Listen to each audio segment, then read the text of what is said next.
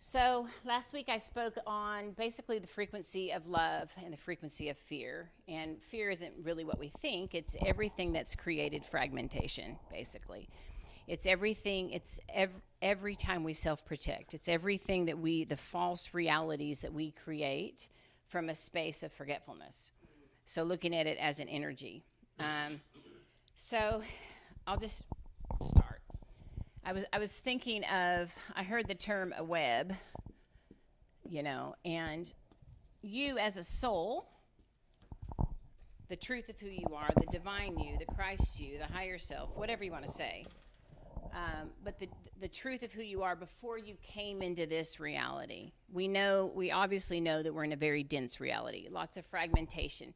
Last week I was talking about lots of voices. If you realize that voice is a frequency, it's a vibration that comes out, all of a sudden we entered this place, which I want to take you guys through a meditation, not today, on remembering when you entered. It's really awesome.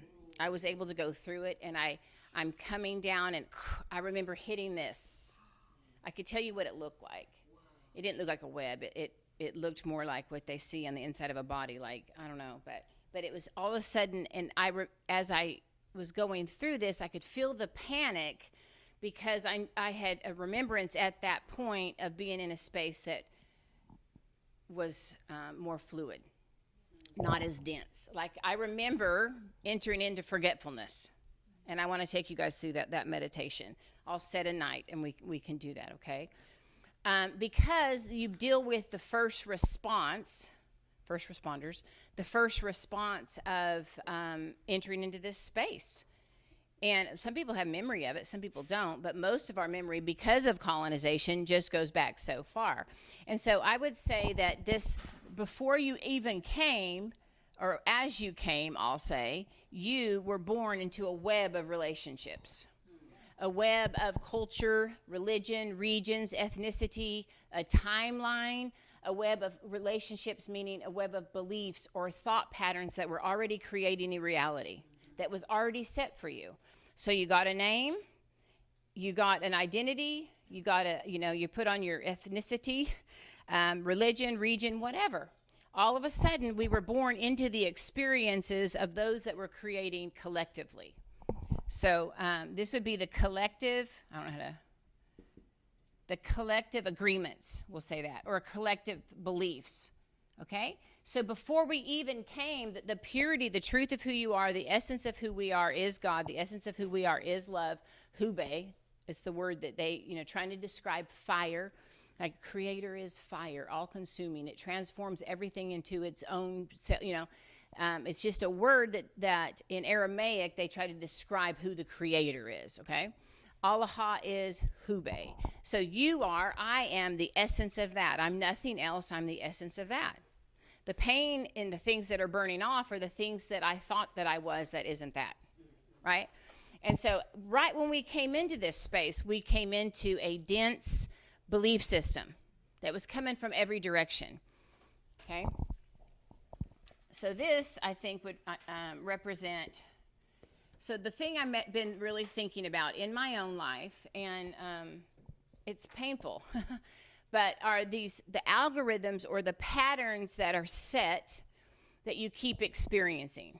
And as you become the observer, as you become neutral, and we've been learning this for a while, we begin to observe our life, and you observe your responses to things. You observe, all of a sudden, if you're willing, we weren't even willing until we were able to release judgment. That's why we needed the teaching, those of us that have been raised in Christianity, we needed the teaching of grace in order to release the judgment, in order to truly observe. Because all judgments keeps you out of divine truth. It keeps you from this space. All judgments come from here. They're coming from this dense reality. So the individual self would be your own experiences. These are the collective agreements, and these would be your personal agreements, or let's say personal consents, where I consented. Remember that word, consent. The places in my life where I consented to other frequencies than what I am, to other voices, to fragmentation. I consented to fear. That comes, when I begin to realize it as the observer, is when we start maturing because we're taking responsibility. Even if I was 2 when I made the decision, because I felt so small because of a personal experience, right? I consented to the tethering, if you will. I consented to the false reality, to the false me, right? And that doesn't come right away. First, we feel the victimhood in this. We feel the colonization, the restraints. We're in it, and this is the what people are experiencing. Like, who am I? The frustration, the sadness, the root of all of it is we truly know in the center of our being that we are that. So I'm just using the language that we know right now. Okay, so if Allah, if Creator is love, Hube is fire. Okay, then I believe we came in as a flame and then we became a spark, basically, right? And so then you begin to find that spark, and you begin to, and how do you get a spark back into a flame? This is trivial. You breathe on it. So whenever they were describing Hube, and Allah is Hube, the Creator is Hube, that's a spark that is set, and then purposely breathed on. This life is a spark. She came from the flame. She's part of the flame. And then there's an action from the higher self, from the God you, from God himself that is you. It's all this agreement to breathe on the spark until the spark becomes a flame. This is the shortcut. What we do, if we talk about untethering, the constructs and the consent and all this, it's one thing after another. And that's okay too. You can get there that way, and then you can get some momentum, right? But when you begin to realize I am the essence of all, I am the essence of Creator, I am the essence of Source, whatever your terminology is, you are the essence of that. You did not birth yourself from your lower self. Does that make sense?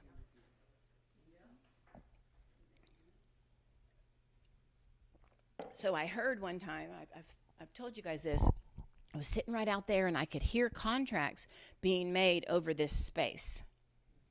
And I can tell you it wasn't of this realm. It wasn't governments. It's way beyond the governments here. My brother-in-law said, who's colonized us? I'm like, everybody. All of this soul, this perfect essence, this love, the truth of who you are, the flame, the fire, however you want to say it, it's the truth of who you are, the truth of who I am. When we came in, colonization was in place.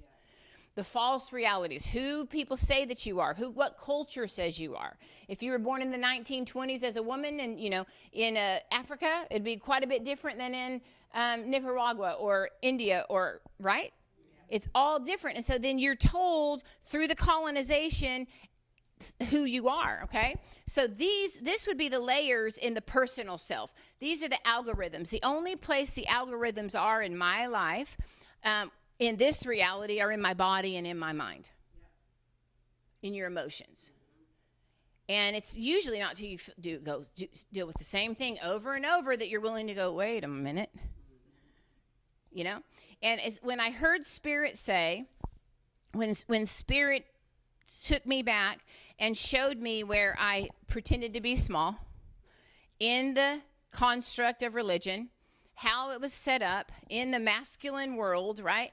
And my higher self, if you will, the God me, the Christ Sheila, the Spirit had to show me what it cost people because I chose to believe the smallness.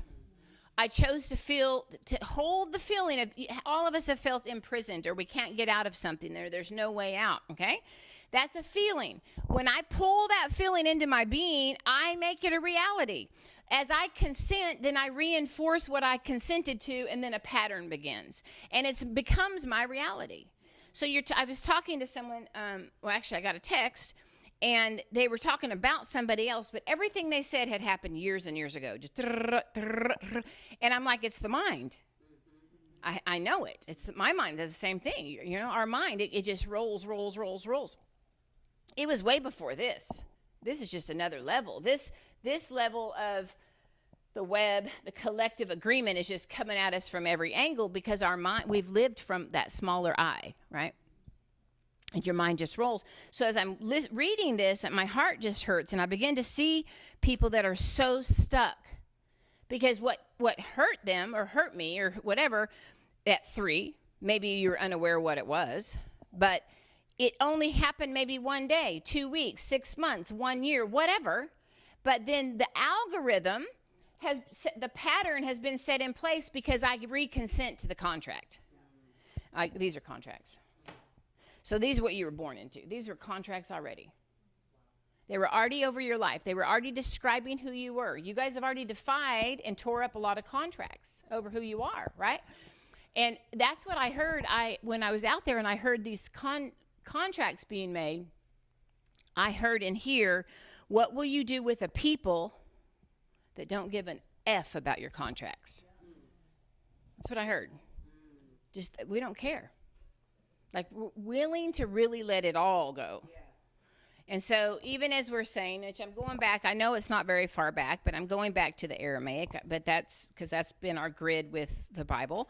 When Yeshua said, forgive shavuk them, it meant I release that reality altogether. It doesn't mean I pardon them. They sinned against me. They made it all about morality because the church needed money, okay?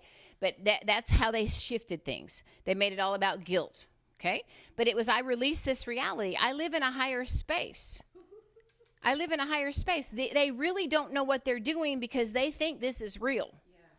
I'm an actor in a play. I'm walking this out. I'm playing a part. And I'm aware of it now. And I'm taking the atmosphere that I live in and I'm releasing it into this place, right? So, we all know the first step is becoming neutral, being willing to be the audience of your own life. And it's funny. I mean, it's so painful when you think that's you and you believe you're imprisoned and you believe you're small. It's so painful. And then you're able to observe it and go, there's not a monster in the closet, and the sheet isn't protecting you from the false monster. None of it's real, right? And so, but I'm seeing these areas that as you continually believe or reconsent to the smallness, to that feeling, then you're going to set a pattern in your life. And that's all that this is collectively. People began to believe these lies about their own being. And then collectively they believed it, and then they colonized us as we came into it. But we're bigger than all of it. So when Spirit said, I heard you've always been bigger than the constructs. The larger you, the higher you, however you want to say it, the Christ you has to first embrace the areas that are being highlighted where you've consented. Because you signed these. You sign some of them when we're choosing to live small. We're becoming aware of it, okay? The higher self, the larger you has. If I see a 3-year-old that wants to beat me up, I'm going to kill you. Do I feel threatened? No. But if I am the 3-year-old, if I think I am that, do I feel like, Alex ran away. She was the one that ran away. I think I tried to pack my stuff. Did any of you guys try to pack your stuff and run away from home? She was the one. She tried to get Hunter to go with her. Alex colonized Hunter. I'll tell you that right now. Hunter's like, I don't want to leave. She goes, come on, we're leaving. They got, we had 5 acres. They got to the gate. You know what I mean? But when you think that is you, that's the end of your world. But when you become the observer, the older, the more mature, and you're not judging that child anymore, you can laugh that you thought it was real. Because it's not real. And so it's this constant shift of coming up higher, constant shift. It's not even about the 3-year-old overcoming it like we were taught. It's not about the 3-year-old overcoming it. That's why we're so exhausted trying to get healed all the time. I don't care. You know what I mean? And as soon as you don't care and you just let it go, you can move up to a place where you can observe and laugh and go, oh my gosh. And how many things are we laughing about? Are you guys laughing about stuff that you used to believe?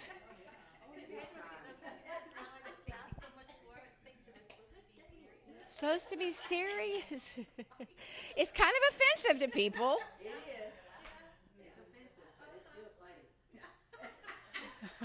it's still funny. It's still funny. I had someone tell me this was when I died a couple times in the helicopter. My stepmom, Cassie, sent me a thing on what happens when you go ahead and cross over. What happens in people's life, not like a spiritual thing, but a factual thing of what happens. Once you cross that fear, basically, you can do anything. Not that I'm doing anything. I don't know how much fear I crossed, but that's why I want to use every negative energy as an energy. You know what I'm saying? And so even when you feel that threat and you think you're that 3-year-old, you think that you're not going to get your next meal or you pay your next bill or somebody's mad at you or whatever that reality is that you've consented to, that you're overwhelmed with. You're so overwhelmed. Like that. You travel and there's people all over the world that are living without these things. Like they're living. And there's people that are happy. It's like when our mission group, they went to India and they thought, we're bringing Christ, we're bringing the gospel of Jesus, and a few toys. Stickers and candy, right? Kids love the candy, but they slept on cement. They had one ball, and they were happier than any of our kids.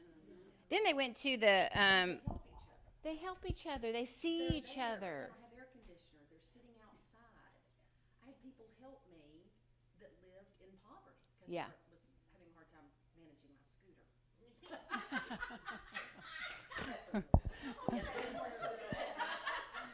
There's this group of people sitting there just laughing, and I started laughing with them, and one comes over there and helps me, I watched this thing. Experience. Yeah. I watched this thing. I don't know if you guys saw it. What is a woman or something? It was on a while back. It was because everyone was questioning what a woman was.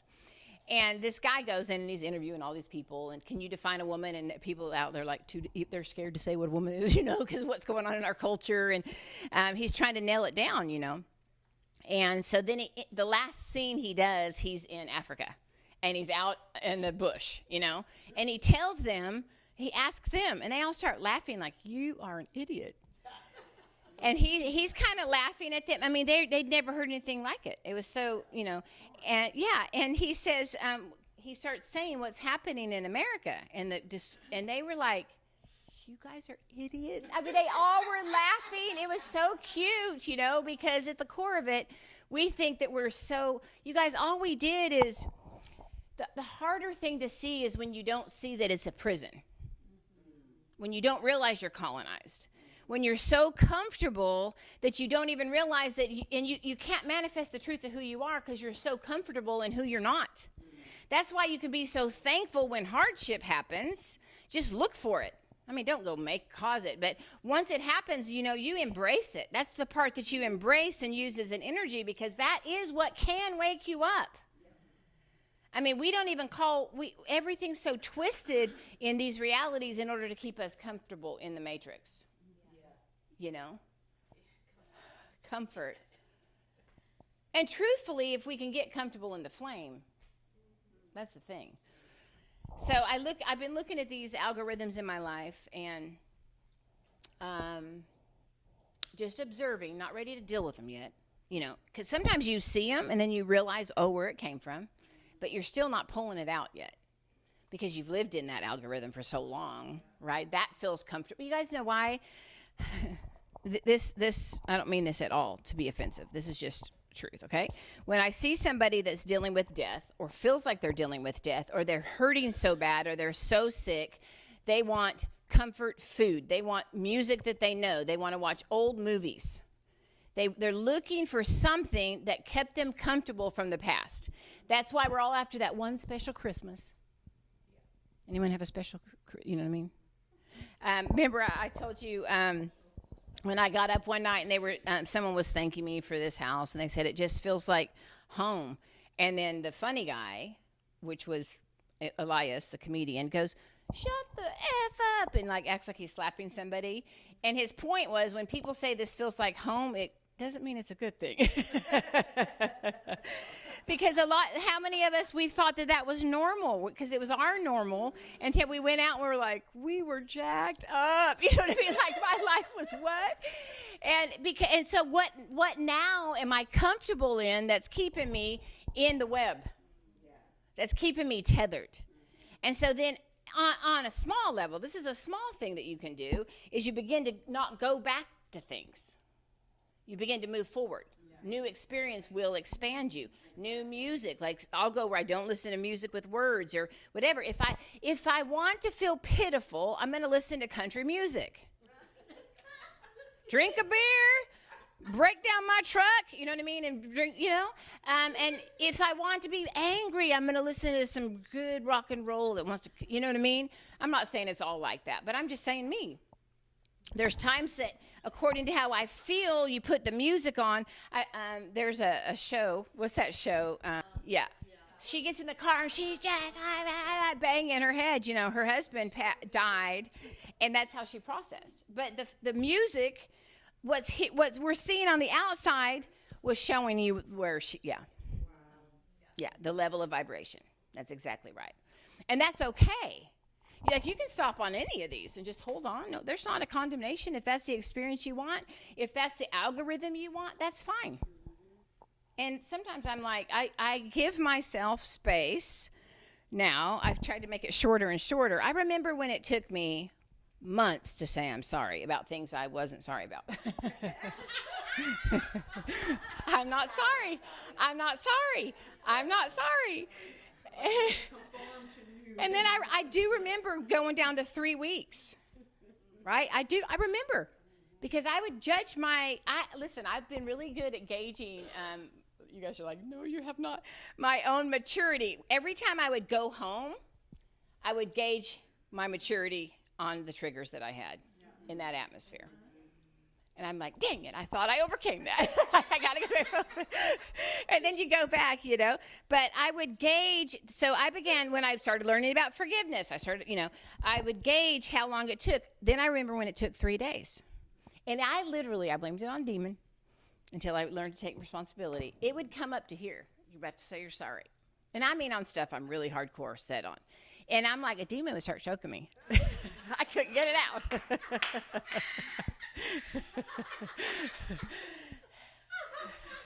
what I thought. It felt that. Has it ever felt that strong to you? To humble yourself? Like your ego's, but it's really your ego, like, you little mother trucker, like you're like.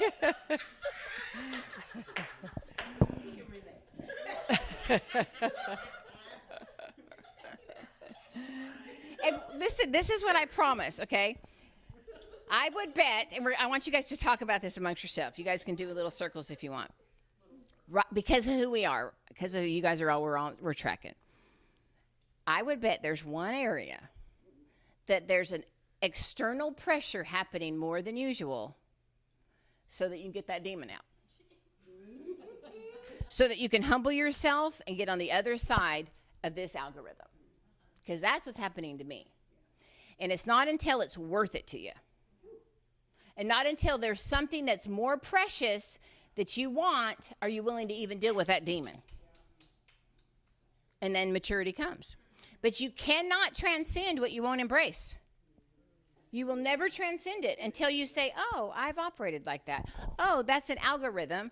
And here's the deal.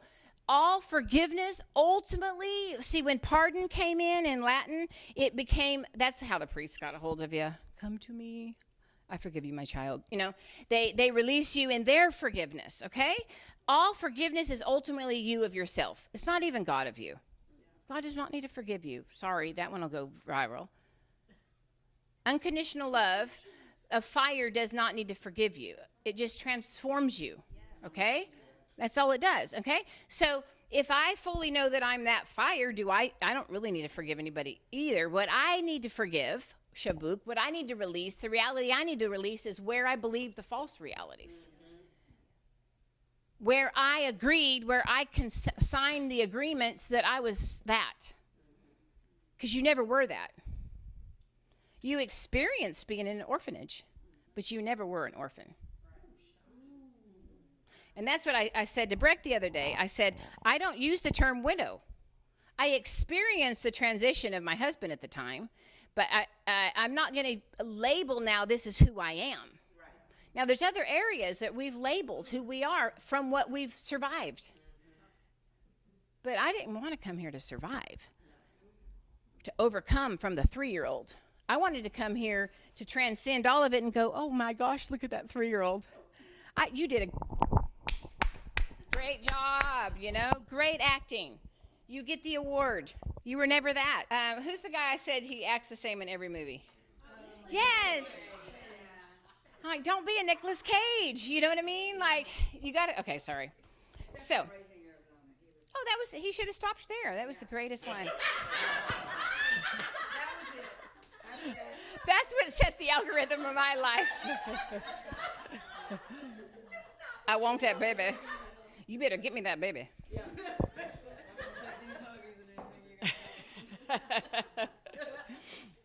Okay, so let me ask you guys this, and then I want you to discuss this, okay? I want you to close your eyes. Take a big, deep breath, and as you take a breath in, I want you to fill your mind, fill your head, put your consciousness. When you breathe out, sink down into the core of your being with your awareness into your heart. So let's do it real quick.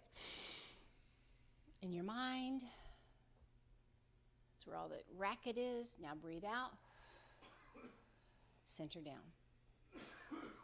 Let's do that a couple more times, okay? It's like alphabet soup. All these words in our mind, we're creating air in there and just let them jumble up, and we're going to bypass the mind. We're going to breathe in.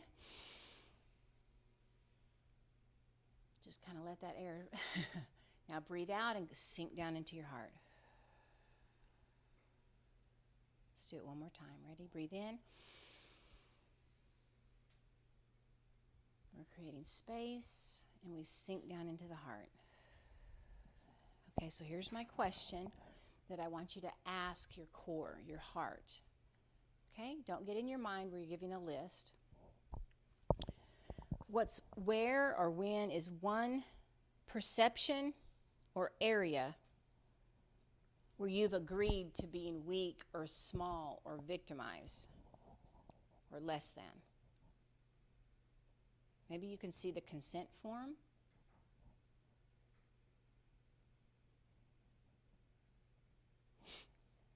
It's one area that you believed a lower frequency.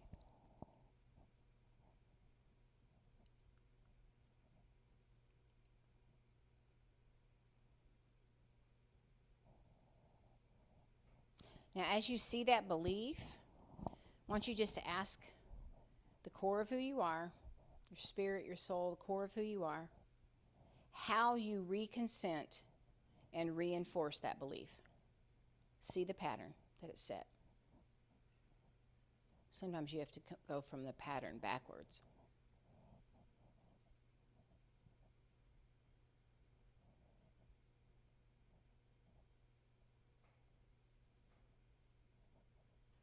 It's something that helped create the false you, a feeling of smallness or helplessness. I want you to look at that without judgment. Maybe even see it as the 3-year-old. That precious you, that amazing actor, but you're completely neutral. There's no judgment. But you know that it's not the truth of who you are. You know it's not a divine reality. It's a feeling that's been reinforced. Maybe you felt responsible to it because you're the one that consented.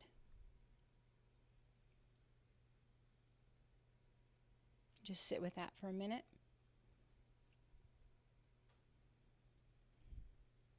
See, oftentimes the adult will correct the child.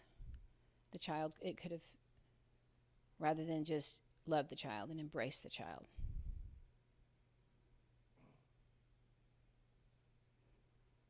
Because at the time when I was asleep, when you were asleep, we thought the monster was there and we thought the sheet would protect us.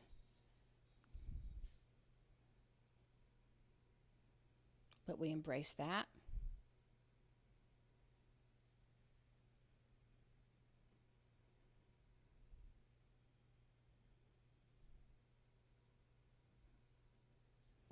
I want you to release the reality altogether of any judgment,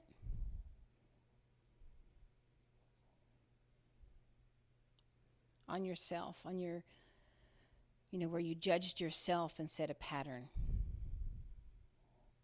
or tried to discipline yourself where you needed to be loved, or didn't give yourself a voice, so the pattern remained because you had no voice to release how you really felt.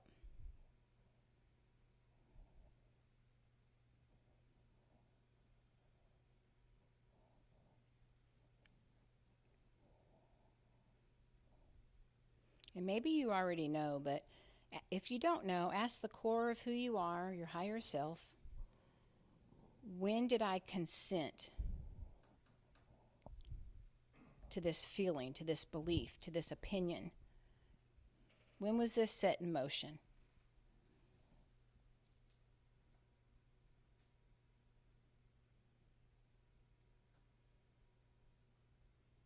Maybe you can see it on the timeline.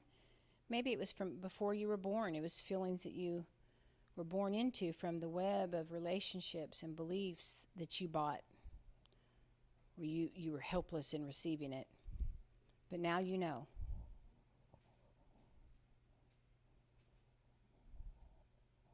I want you to see that consent form with a signature on it, and you signed it from your smaller self. It's gibberish.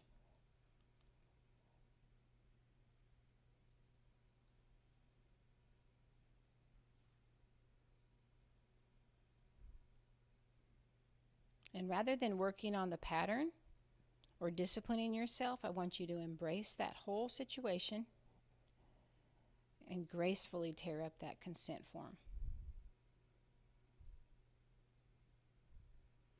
The word forgive in Aramaic, shavuk, means to uproot the roots of your suffering, to go where it started. Where you're no longer working on it, it becomes irrelevant.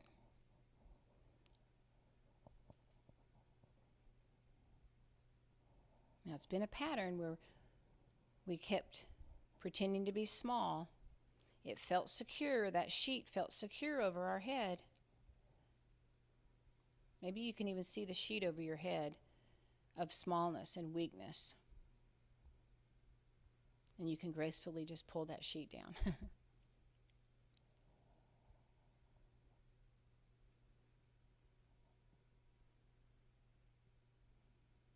We were taught discipline before we understood love. And truly, in the truth of who you are, Hube, the unconditional love, the fire, the spark that you are, as that's breathed upon, it consumes everything. There's no more struggle.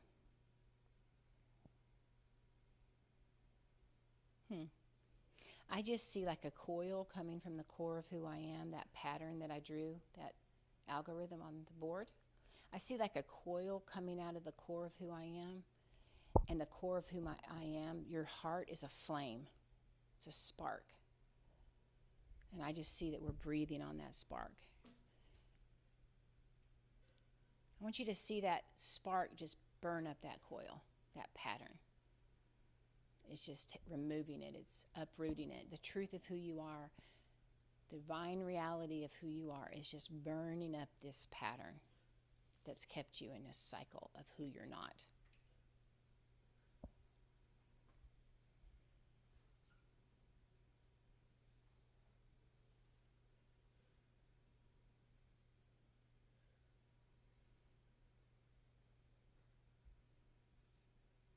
Now, I just want you to see the preciousness, the beauty of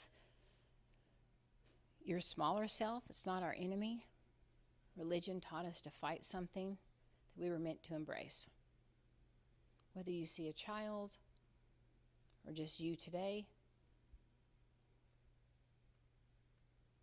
I just want you to love that from your higher self.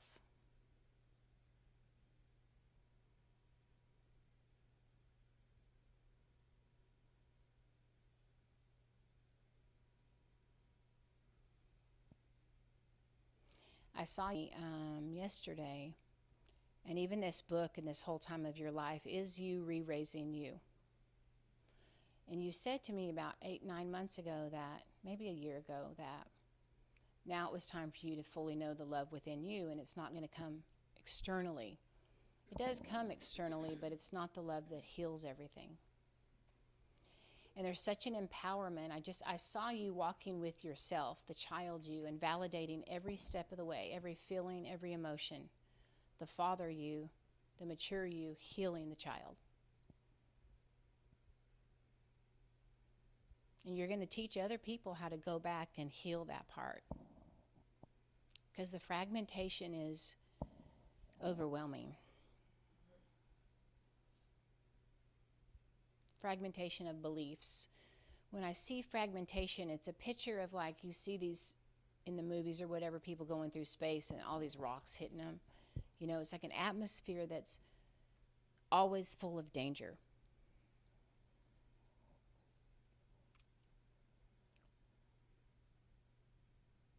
But from the God you, the Christ you, the remembrance of the truth of who you always were, there's healing to go all the way back.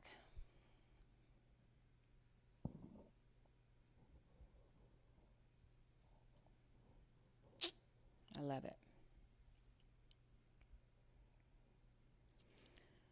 So let's just take a few minutes, and maybe those around you, you guys can kind of share what you saw, if you saw anything, if you felt anything. Let's just take about 5-10 minutes and do that. You guys want to do that? Did you guys see anything that surprised you?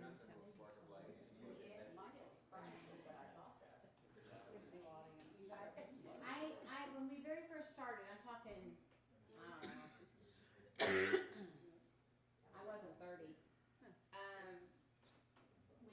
We learned theophostics first, which theophostics was meant light, going back to the light or something like that. And so we were taking everybody through it, and we were learning it, going through it, taking people through it. And we were we're saying this right now, like everybody, let's go through it, let's learn it, and take other people through it. It was never like our goal wasn't just to always rely on somebody else, right? But anyway, so when I had a feeling that I knew that I had consistently, and I took it back to something that I did when I was little. So I was, I don't know, it was before the 6th grade, so probably 3rd or 4th grade. My mom went to work. I remember when my mom went to work because she was a stay-at-home mom, and I cried. It was like someone died. That's how it felt, you know. Teresa was in charge. Don't leave Teresa in charge. And I was babysat with some boys that I grew up with. Just kidding. You can leave Teresa in charge. But she was a teenager, right? And I had magazines in the barn. And so I remember telling the boys about it or something. I don't remember how it happened, but I know that I led them to, you know. And so then that gets something you've never seen. And then you, not with them, but whatever. But you act out what you've never seen. And then religion, what we've been taught, makes you shamed for being a kid and acting out something that you saw, right? And so in my mind, this feeling as a pastor in church, I would, if I ever looked pretty or I'm talking to somebody, and I had no concept that it could be coming from them, this feeling. But I would start getting this feeling of guilt, right? And I would get away from them. It was just a feeling. I thought you were supposed to, because you discipline yourself because you're a female. And you shouldn't have boobs. You know what I mean? Like all these cultures that you should have a level of whatever. And so when Spirit showed me the feeling that wasn't me, it came through, you know, both of these, me consenting to a feeling and saying that must be true. Religion reinforced it. These algorithms, we signed the consent of shame. Okay? It's something's wrong with me. I signed the consent even though I was a kid. Right? Then religion comes, and Holy Mary, Mother of God, taught us to be a virgin even after you have children, you know. and so then I consented, and I reinforced it with the collective agreements. So all these other agreements said, yeah, that's who you are. You need to repent. Come to the altar. So all these consent forms were written or signed and agreed to that we should feel shame. That is who we are, that it's off. Something's off with me, right? So then when I go through theophostics, The memory that came up was a memory I never had before. It was actually something that happened to me in kindergarten. I didn't see the memory. I just saw my response. And in it, I'm in the pool. And she says, at this point, you know, can you see Jesus? I have a response. I'm feeling shame. I'm a kindergartner. How old is that? 6, right? And I'm in it. When you're in it, you're in it. So you're letting yourself feel it without judgment. And so, can you see Jesus? Yeah, he's standing outside the pool. Can Jesus pick you up? And I start crying. As an adult, sitting in the chair, I start crying, feeling the feeling that I felt that started when the consent form was signed. He thinks I'm trying to seduce him. That's what the shame reinforced this right here. Guilt for just even being female, guilt for acting out what you saw. You were a kid. So I would have never known that was a lie had I not heard it with my adult ears, how preposterous that is. Right? So I see it, I feel it, I'm crying. And so at that time with Thea Fox, it's that we break the lie that there's shame or whatever. Basically, they tore up the consent, helped me tear up the consent form. We just had different verbiage. Now, can he pick you up? Yes, he picked me up. I'm in a swimsuit. I'm very aware of it. I'm in the memory. I'm dealing with the child. I'm telling you how to do it. Then the next thing is, can you see him hug you? And I start sobbing. I felt guilty anytime I was around a man. I remember, all of a sudden, and some of this came from this, when my dad would just hold my hand. My dad never hurt us, but I remember being a kid and my dad holding my hand and it feeling off. So then that's another consent form with trust, with whatever. Well, that came from what happened in my bloodline to other people as well. So all of a sudden, I'm in this false reality, religion, tradition, culture's reinforcing it. Oh, you're so sad. Maybe it's because you need some things cut off of your body.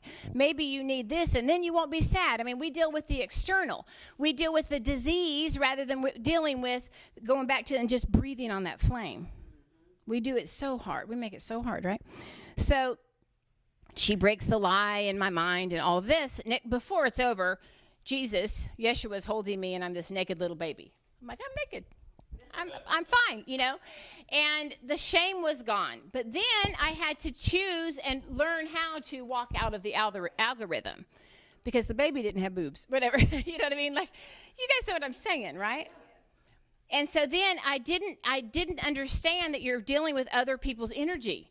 I did not understand that there's other things that people signed that you realize, oh, I didn't sign that. I didn't consent to that. Now think of this word consent. I want you to do that because all of a sudden, you guys ever walked in a room and there's a fight breaking out? And your heart starts racing and you kind of, like, fights start breaking out. It's an energy, right? Or you walk in a room of conflict and you want to fight someone. Or I could start a debate right now and get some of your egos going. And all of a sudden, there's an energy that you join in on, right? And so when you begin to realize, wait, I don't consent to that. If you catch it, you don't even have to feel it. You can observe that. I'm telling you that because it's coming on strong and strong and strong. But here's the thing. As adults in your maturing self, as you're listening to things, every time you form an opinion, you are signing a consent. And you don't even know if it's true what you're hearing. I did not understand. This is why Spirit told me to quit watching things that they call vengeance justice. And almost every shoot-'em-up movie is that. I mean, you know what I mean? Like, what is it? John Wick or whatever? Come on, dude. Take a chill pill. Go to the beach. You know what I mean? Your dog died. Who cares? You know what I mean? Sorry. My kids were like, they killed his dog. Did y'all not watch John Wick? Aren't you laughing? The whole movie's about vengeance. And it just makes you just hurt. And vengeance, it never makes you feel better. It's never justice. And then when it's done, you did it to yourself. You've entrapped yourself in it. Because there's no way out until you forgive you for believing that this reality is real. Because you're the one that reinforced it. I had to go, okay, it wasn't what happened to me. It wasn't just the magazines. Those are whatever. It wasn't the boys. It wasn't just that my mom went to work. I could hold that script. But what does that do? You know what I mean? I had to take responsibility and go, oh, I thought I was that. I signed the agreement from the higher self. It's like I told you, when the guy, like this swindler, came in, and we started orphanages in India, and he took some friends of ours for $250,000 and us for a lot of money, and built a lot of things with all the people that we had raised up for years. Okay, we were devastated. Everyone was devastated. I sent Hunter off to finish school in Indiana. I sent Alex off to finish her senior year to a friend in Hawaii that had a church, because we were done. We handed our church to Roy in Oklahoma, and we were pretty worthless. This is how ministry there was ending. That's why we first called this work the Foundry. We didn't want to be God's house again, you know. But in it, when I realized, the pain was because it caused so much pain, and they used our influence to cause this much pain. It wasn't the $250,000. It was the dear friends that trusted us, so they trusted him, right? So it was devastating. This is how we came here. The state of mind we came here. With it, when I realized that I just believed that he was something that he wasn't.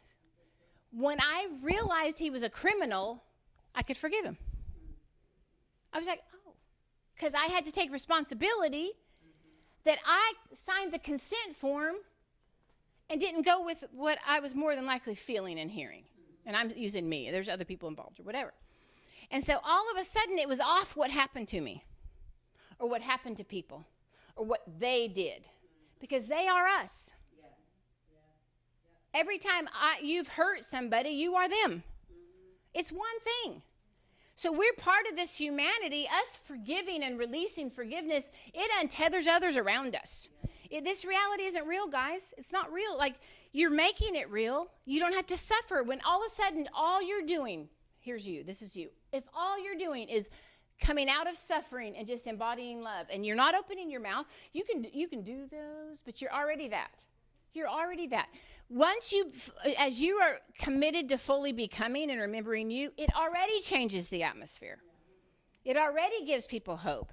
Because it's getting, the forgetfulness is getting so crazy, but there's doors out right now because it's getting so crazy.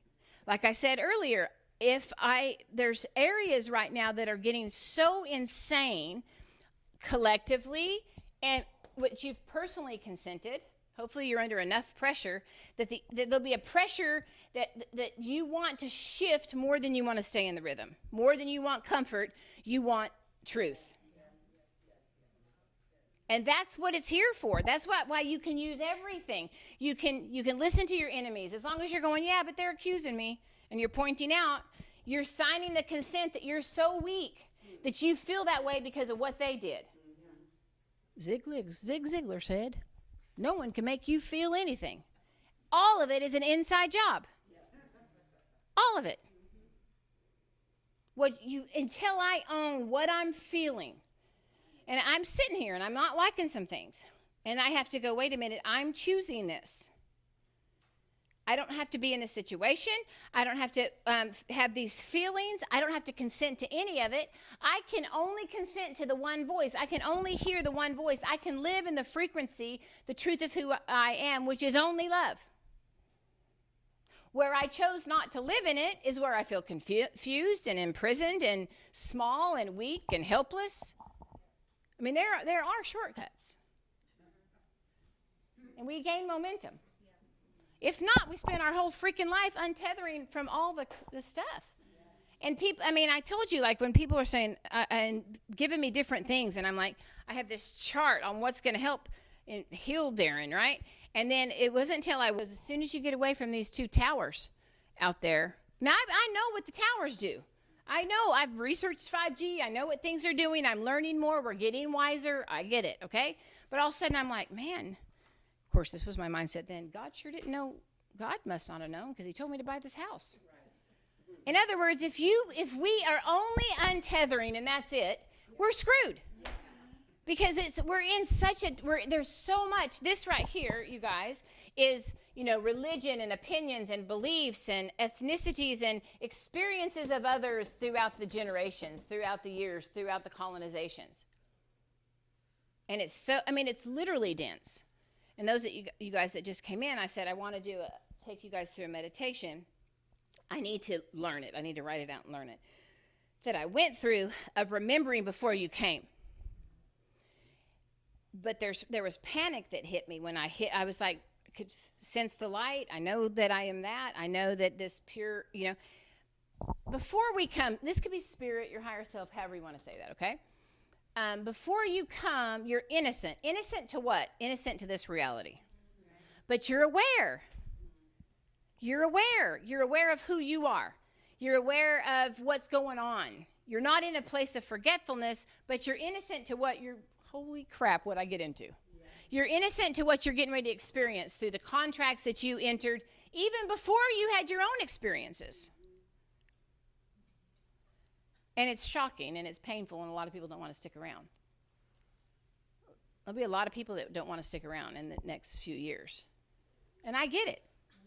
You know what I mean? I know.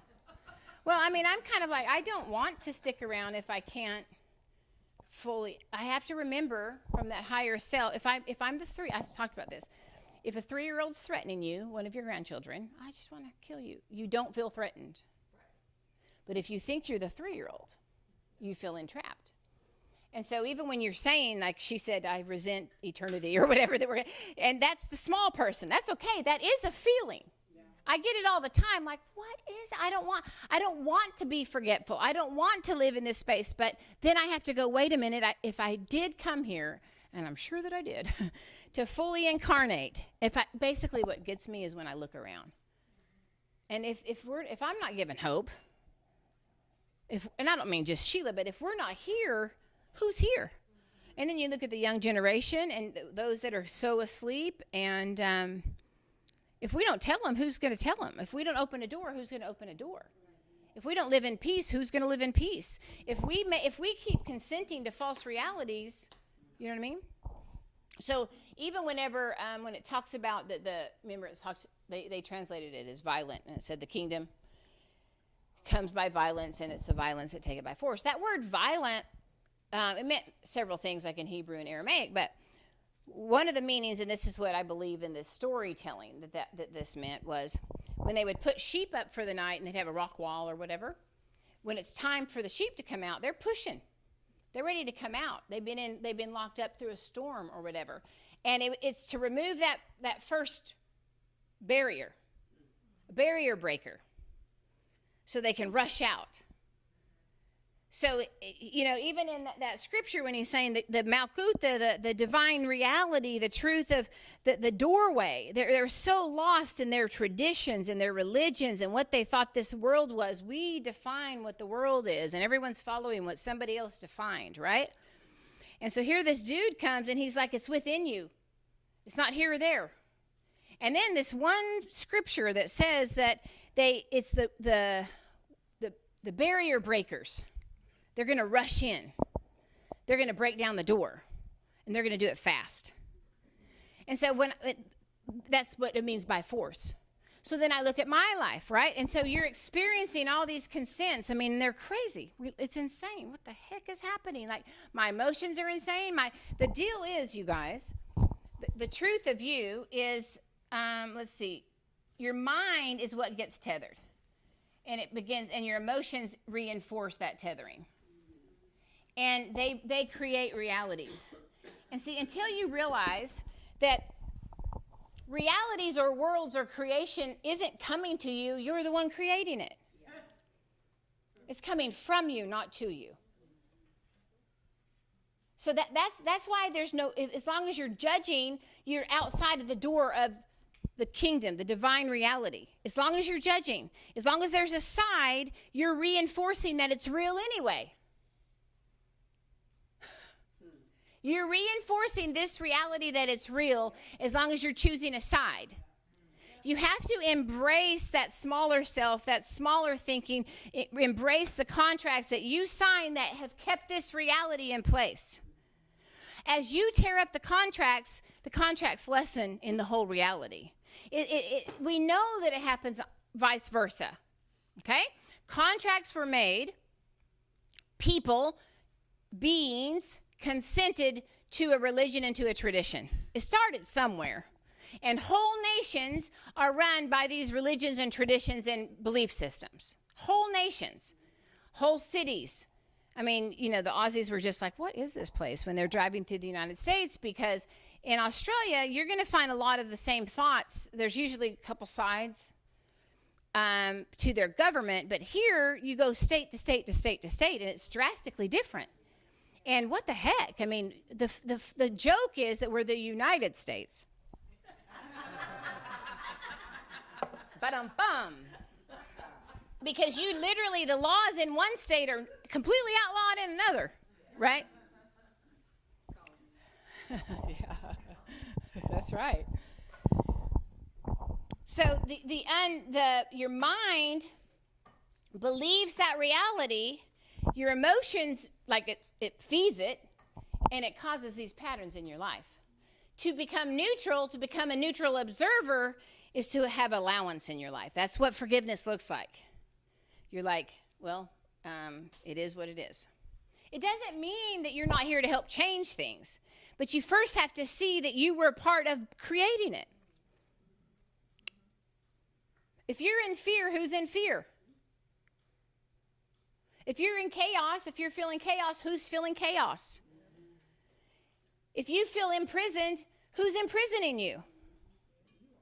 You are. I do understand there's things that can happen to our bodies, but we even feel entrapped in our bodies, and we're not entrapped in our bodies. And I said this at a funeral. I probably shouldn't have, because the guy was young. I'm like, the only thing I don't understand about death is that we're shocked by it. I probably shouldn't have said it there. A funeral probably isn't the place to say it. But I don't understand it, because we're going through that door.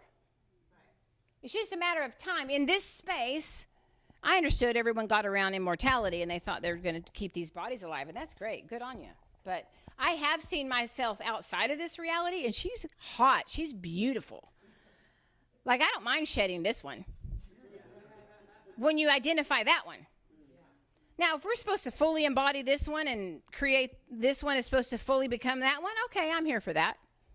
But this struggle of, oh my gosh, trying to hold on because of fear is a whole nother thing. Yeah. And then being shocked when it happens. Yeah. I'm just trying to save you some trouble. That sounds so, why would that sound morbid, y'all? Because we believed one reality. Because we believed that this was it. That's the biggest lie that we bought, that this is it. This is how that we have been colonized. This is how we've been used as energy for other people, other beings. that if we stay in fear, we stay in line. Yeah, I'd love for you to. So I feel like with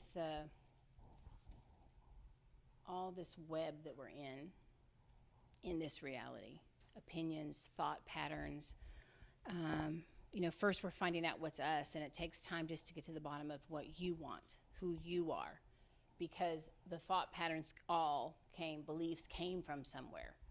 And I honor you guys that you, even when we were talking about neutrality, how you've been willing to sit with it, because usually the first thing we feel is fear, because we were so warned not to go there. Don't go there. Don't go outside the Bible. Don't be a heretic, And so this is why I began just going, all right, how do I do this? How do I do this at the beginning? This is why I would say 44,000 different denominations. I did that stuff on purpose. You guys remember when I had the coffee bean? I had a big old pot, and I said, this is one belief. It was supposed to be 44 beliefs of Christian beliefs. This is just one. It's so that we can laugh at ourselves on how tightly we're holding on to that belief and fear from leaving that belief. Because there is no fear in divine truth. There is no fear in reality. Fear is not in love. Judgment is not there. Okay? Now, can you hold on to these things and will it go with you? It will. This is why people, not just in loops in this reality, this is oftentimes why people come back. They're still believing that they owe the earth something, that they're indebted. Right? Now, think of a consent. Think of a contract. Okay? You signed one. How many of you guys have signed a bank contract?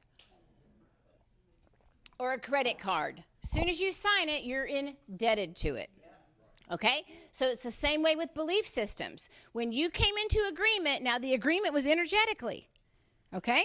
It's what I told you when the preacher says you can't get remarried, it's sin.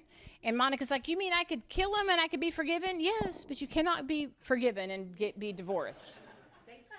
They told her that. So we planned to kill him, but just kidding. But that affected you for how many years? 30 years. Now, here's how she said, I knew I didn't believe it, but part of her believed it because she cried. So she consented, and this is what happens. They must know, that doctor must know that this vaccine is good for me because he's a doctor. That's when you're pretending to be small. Because you know all things within here. That preacher must know because he went to seminary. Right? That, they know whatever. Anytime you're pointing to the outside that they must know because of this, this, and this, you're looking at credentials. Credentials all come from the outside. We can truly learn and know all things from the truth of who we are. It is a remembrance. That's why when you hear truth now, you go, I always knew it. You did always know it because you are that. And there's times it's coming out of my mouth and it's like, oh, that sounds so awesome. I believe that. But then all of a sudden, when I go back, after I learn more, I'm like, you could hear like a record that goes, eh. You know what I mean? Like, it sounded beautiful. I think it sounds great. I'll go ahead and say this, this, and this too. And then, a few years later, you're like, eh.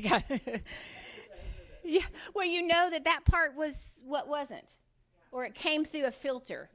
Because and that's why I will always continually say, I say to myself, and this is what I'm doing again, whatever you want, when you want out of these rhythms, you have to create a grid to set in a new pattern in your life. A new belief. Not a new fact, a new belief about you.